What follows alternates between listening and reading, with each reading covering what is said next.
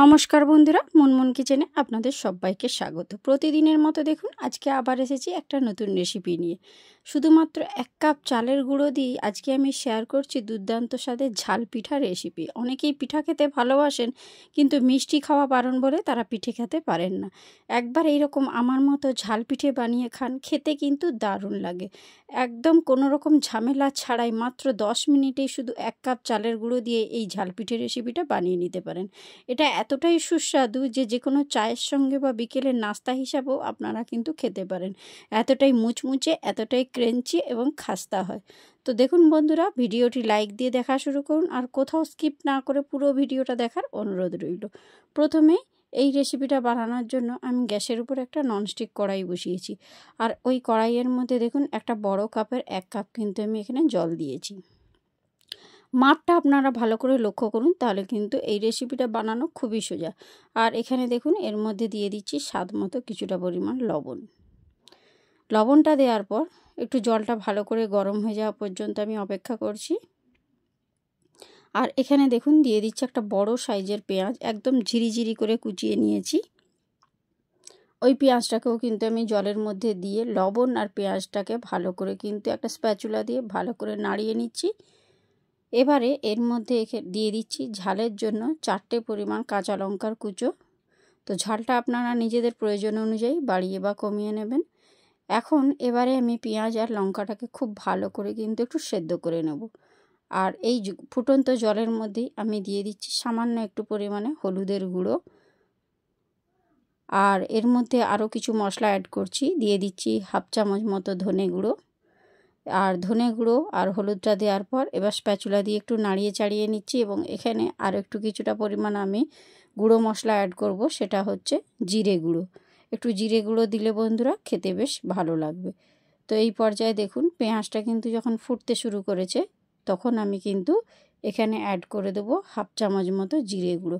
কারণ জিরে গুঁড়োটা আমি এই কারণেই পরে দিলাম, জিরের মধ্যে একটা সুন্দর গন্ধ থাকে। প্রথম থেকেই যদি দিয়ে দিতাম জিরের এই স্বাদটা কিন্তু চলে যেত, তাই জন্য একটু পরে দিলাম যখন জলটা ফুটে এসছে। আর এভাবে লো টু মিডিয়াম ফ্লেমে রেখে পেঁয়াজটা আর লঙ্কাটাকে আর সমস্ত গুঁড়ো মশলাকে আগে ভালো করে এই জলের মধ্যে ফুটিয়ে নেব। আর যাতে পেঁয়াজটা একটু নরম হয়ে যায় ততক্ষণ পর্যন্ত একটু ফুটিয়ে নিয়েছি। আর এই পর্যায়ে দেখুন গ্যাসের ফ্লেমটা একদম লো ফ্লেমে করে, যে কাপের মাপ করে আমি কিন্তু জলটা নিয়েছিলাম সেই কাপের মাপ করেই কিন্তু নিয়ে নিলাম 1 কাপ পরিমাণ শুকনো চালের গুঁড়ো। আর এবারে চালের গুঁড়োটা দেওয়ার পর গ্যাসের ফ্লেমটা একদম লো ফ্লেমেই রয়েছে। সেই পর্যায়ে কিন্তু আমি একটা স্প্যাচুলা দিয়ে ভালো করে কিন্তু চালের গুঁড়োটাকে সম্পূর্ণ জলের সঙ্গে এইভাবে মিশিয়ে নিচ্ছি। আর এখন আমি দিয়ে দিচ্ছি কিছুটা পরিমাণ কারি পাতার কুচো। আর কারি পাতাটা দিলে খেতে বেশ ভালো লাগে। তো আপনারা যদি কারি পাতার জায়গায় এখানে ধনে পাতা দিতে পারেন সেটাও কিন্তু দিতে পারেন, সেটা আপনাদের পছন্দ অনুযায়ী। তো আমি এখানে কারি পাতাটা দেওয়ার পর এবারে কিন্তু আবারও স্প্যাচুলাটা দিয়ে ভালো করে কিন্তু মিশিয়ে নিচ্ছি। আর মিশিয়ে নিয়ে এখন আমি কিন্তু গ্যাসের ফ্লেমটা টোটালি বন্ধ করে দিয়েছি। আর দেখুন এখন মেশানোর কাজটা আমার কিন্তু মোটামুটি হয়ে গিয়েছে। এবারে এটাকে আমি কিন্তু একটা প্লেটের মধ্যে ঢেলে নেব, ঢেলে কিন্তু একটু ঠান্ডা করে নেব। আর দেখুন মিশ্রণটা কেমন হয়েছে, ঠিক এই রকম পর্যায়ে কিন্তু আমাদেরকে এই মিশ্রণটা তৈরি করে নিতে হবে। আর এবারে দেখুন গ্যাসের ফ্লেমটা যেহেতু অফ হয়ে গেছে, মেশানোর কাজটা মোটামুটি যখন কমপ্লিট হয়েছে, এবারে আমি এটাকে কিন্তু একটা পাত্রের মধ্যে ঢেলে নিচ্ছি। তো দেখুন বন্ধুরা, এটাকে আমি একটা পাত্রের মধ্যে ঢেলে নিলাম, ঢেলে কিন্তু একটু ঠান্ডা করে নেব। আর এটাকে হাত দিয়ে একটু দেখুন মিলে দিচ্ছি যাতে তাড়াতাড়ি ঠান্ডা হয়ে যায়। আর স্প্যাচুলা দিয়েও একটু নাড়াচাড়া করে নিই, তাহলে ঠান্ডাটা তাড়াতাড়ি হয়ে যাবে, সেই জন্যই।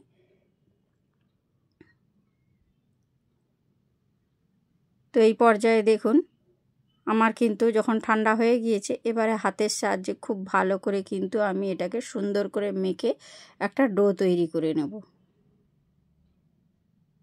আর মাখানোর কাজটা খুব ভালোভাবে করতে হবে বন্ধুরা, যেহেতু চালের গুঁড়ো তাই এই গরম অবস্থাতেই কিন্তু মাখতে হবে। তবে খুব গরম নয়, যাতে হাতে ছ্যাঁকা লেগে যাবে সেরকম পর্যায়ে নয়, একটু কম যখন ঠান্ডা হয়ে আসবে সেই অবস্থাতে কিন্তু এটাকে সুন্দরভাবে মেখে একটা ডো তৈরি করে নেব। দেখুন বন্ধুরা, যেহেতু এটা চালের গুঁড়ো তাই জন্য খুব ভালো করে কিন্তু আপনাদেরকে এইভাবে মাখতে হবে। মাখাটা যত বেশি ভালো হবে, এই যে রেসিপিটা আমি ঝালপিঠের রেসিপিটা বানানোর চেষ্টা করছি সেটা কিন্তু ততটাই সুন্দর হবে। কারণ এই মাখানোর যে ডোটা তৈরি হবে একদম স্মুথ যেন ডোটা তৈরি হয়। দেখুন বন্ধুরা, কত সুন্দর স্মুথভাবে কিন্তু আমার ডোটা তৈরি হয়ে গিয়েছে। এবারে এখান থেকে আমি কিন্তু একটু বড় বড় সাইজের 4টে কিন্তু লেচি কেটে নেব। একটু যেভাবে রুটি পরোটা করি তার থেকে একটু সাইজে বড় কিন্তু আমি 4টে এখানে লেচি কেটে নিলাম। এবারে এই লেচিগুলোকে হাতের সাহায্যে আমি কিন্তু সুন্দর করে একটু সাইজ দিয়ে দেব।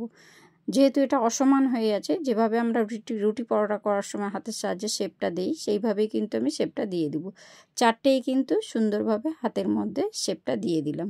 এবারে এই 4টে যে লেচি কেটেছি এটাকে একটা আলাদা সাইডে সরিয়ে রেখে দেবো। এবারে একটা সমান জায়গায় আমি কিছুটা পরিমাণ কিন্তু ময়দার গুঁড়ো ছড়িয়ে দিলাম, ওপর থেকে এবং নিচ থেকে দুটোই ছড়িয়ে দিলাম। আর একটা বেলুন চাকি দিয়ে ভালো করে কিন্তু এইভাবে বেলে নিচ্ছি। যেভাবে আমরা রুটি বেলি ঠিক সেইভাবেই কিন্তু সমানভাবে একটা রুটি বেলে নিচ্ছি। আর এটার সাইডগুলো একটু ফেটে ফেটে যাবে, অসমান হবে, সেটা নিয়ে চিন্তা করার কোনো কারণ নেই। তবে এটা একটু যেন পাতলাভাবে বেলা হয় সেটার দিকে লক্ষ্য রাখতে হবে। আর একটা ছোট সাইজের ঢাকনা নিয়েছি, এটা হচ্ছে ডাল ভাতের ঢাকনা, আমার কাছে ছিল, তো আমি সেটা দিয়েই কিন্তু এইভাবে ছোট ছোট করে গোল গোল করে কেটে নিচ্ছি। তো দেখুন বন্ধুরা, সব কটা আমার কাটা হয়ে গিয়েছে। এবারে বাকি যে বাড়তি এক্সট্রা অংশটা রয়েছে ওটা কিন্তু আমি ফেলে দেব না, ওটাকে দিয়েও কিন্তু আমি একই রকমভাবে কিন্তু এই ঝালপিঠেগুলো বানিয়ে নেব। তো দেখুন বন্ধুরা, কত সুন্দর কিন্তু শেপটা হয়ে গেল। এখানে মোটামুটি আমার 5টে মতো কিন্তু ঝালপিঠে বানানো হয়ে গেল। এগুলোকে আমি একটা প্লেটে সাইডে সরিয়ে রেখে দিচ্ছি। সেম প্রসেসে আমি বাকি যেগুলো রয়েছে একইভাবেই করে নেব। তো আপনাদের বোঝার সুবিধার্থে আমি আবার একটা লেচি দিয়ে এভাবে রুটির মতো কিন্তু বেলে নেব। তবে এটা যেন খেয়াল রাখবেন যেন বেলাটা যেন একটু পাতলা হয়। আর একটু সাইডগুলো অসমান হবে সেটা নিয়ে কিন্তু চিন্তার কোনো কারণ নেই। তো আপনারা এইভাবে একটা ছোট পাত্রের সাহায্যে এইভাবে কিন্তু কেটে নেবেন।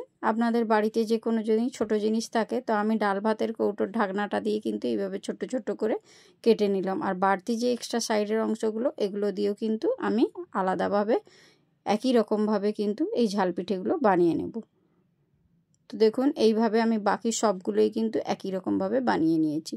সাইজটা দেখুন একই রকম রয়েছে, দেখতেও কিন্তু খুব সুন্দর লাগছে আর খেতেও কিন্তু খুব সুন্দর। তো এখন দেখুন বন্ধুরা, গ্যাসের উপর আমি একটা ননস্টিক কড়াই বসিয়ে দিয়েছি আর তার মধ্যে দিয়ে দিচ্ছি কিছুটা পরিমাণ রিফাইন অয়েল। আর তেলটা যেন খুব ভালো করে গরম হয় সেই পর্যায়ে কিন্তু বেলে রাখা যে ঝালপিঠেগুলো সেগুলো একটা একটা করে আমি ওই তেলের মধ্যে দিয়ে দিচ্ছি। তবে একসঙ্গে কিন্তু বেশি দিতে যাবেন না বন্ধুরা, তাহলে কিন্তু এগুলো ভালো করে ভাজা হবে না। আর এইভাবেই কম কম করে 2 স্টেপে 3 স্টেপে আপনারা কিন্তু ভেজে নেবেন। আমি প্রথমে এখানে দেখুন কম করেই দিয়েছি, কম করেই কিন্তু দিয়ে উল্টে পাল্টে একদম লালচে করে ভেজে নেব। দেখুন এখানে আমার এই কটা কিন্তু সুন্দর লালচে করে ঝালপিঠে ভাজা হয়ে গেল। আর সেম প্রসেসে আমি কিন্তু বাকি যেগুলো ছিল একই রকমভাবে কিন্তু ভেজে নিচ্ছি। তো একসঙ্গে কিন্তু আমি বেশি দেইনি, কম কম করেই কিন্তু আমি ভেজে নিচ্ছি। তো দেখুন বন্ধুরা, খেতে কিন্তু দারুণ লাগে। আপনারা যারা মিষ্টি পিঠে খেতে পছন্দ করেন না তারা একবার এইভাবে খুব সহজেই মাত্র 10 মিনিটেই কিন্তু এরকম ঝাল পিঠে বানিয়ে খেতে পারেন। এই পিঠেগুলো খেতে কিন্তু দারুণ লাগে, বিকেলের চায়ের সাথেও কিন্তু খেতে দারুণ লাগে। একবার আমার মতো এরকম ঝাল পিঠে বানিয়ে দেখবেন, বানানোটা কিন্তু খুবই সোজা বন্ধুরা, আপনারা একবার দেখলেই কিন্তু খুব সহজেই কিন্তু বানিয়ে নিতে পারবেন। সেম প্রসেসে বাকি যেগুলো ছিল সবগুলোই কিন্তু একই রকমভাবে আমি ভেজে নিয়েছি। সব কটা কিন্তু আমার ঝাল পিঠে ভাজা হয়ে গিয়েছে। এখন আমি দেখুন একটা প্লেটের মধ্যে রেখেছি, দেখতে কতটা সুন্দর, কালারটাও কিন্তু ঠিক ততটাই সুন্দর। একবার হলো আমার মতো এরকম ঝাল পিঠেটা বানিয়ে দেখুন। আমি এটা কিন্তু আপনাদেরকে একটু কেটে দেখিয়ে দিচ্ছি, দেখুন কতটা সুন্দর হয়েছে, মুচমুচে একদম খাস্তা। যেহেতু চালের গুঁড়ো অলরেডি কিন্তু মুচমুচে হবে, আর এগুলো কিন্তু বিকেলবেলায় নাস্তা হিসাবেও খেতে বেশ লাগে। তো দেখুন বন্ধুরা, কেটে দেখিয়ে দিচ্ছি কতটা সুন্দর হয়েছে। কার কার আমার এই ঝাল পিঠের রেসিপিটা ভালো লেগেছে অবশ্যই লাইক কমেন্ট করবেন, আর ভালো লাগলে ভিডিওটি বন্ধুদের মধ্যে প্রচুর পরিমাণে শেয়ার করে দেবেন বন্ধুরা। তো আজকের মতো আমি ভিডিওটা এখানেই শেষ করব। দেখা হচ্ছে নেক্সট রেসিপির সঙ্গে। তো আমার চ্যানেলটা সাবস্ক্রাইব করে আমার পাশে থাকবেন আর নোটিফিকেশানটা অন করে রাখবেন যাতে নতুন রেসিপি ছাড়ার সাথে সাথেই আপনাদের কাছে পৌঁছে যায়। তো দেখুন কতটা সুন্দর হয়েছে না। ঝাল পিঠেগুলো খেতে কিন্তু দারুণ। তো আজকের মতো টাটা, বাই বাই।